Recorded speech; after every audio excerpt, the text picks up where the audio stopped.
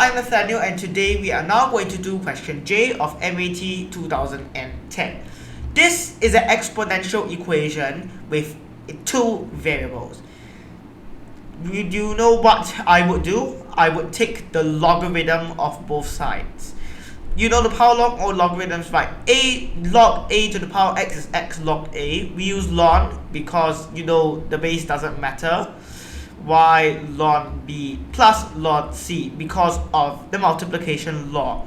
So if we rewrite the inequality, we have negative x ln a plus y ln b and then ln c on the other side. Swapping them will mean also swapping the inequality side, so we get less than ln c.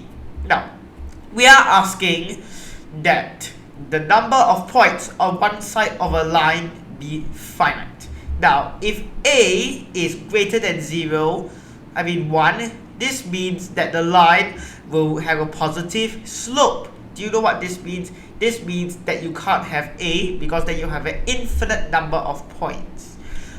However, if you choose b and you have b less than 1, then this will become true or suitably large values of y.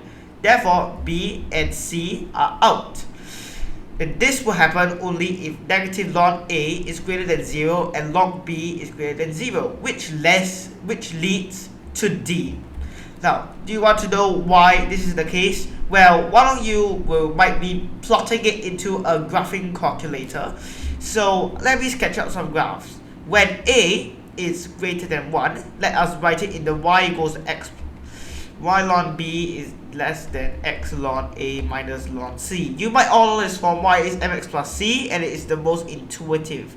So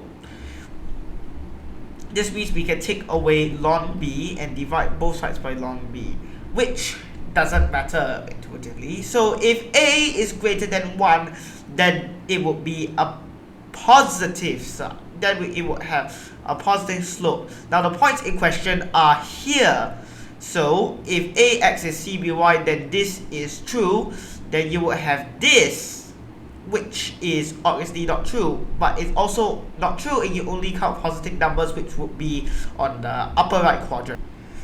And if b is less than 1, then this line wouldn't exist and the whole thing will be pathological, i.e. if you plot a complex graph of negative 1 to the power x, the whole thing will be spinning around a circle in who knows what rate. So if a is less than 1 and b is less than 1, then the line wouldn't exist, which means that the only answer, again, is D. Thank you all for watching this video, and please don't forget to subscribe for more MAT videos. Goodbye!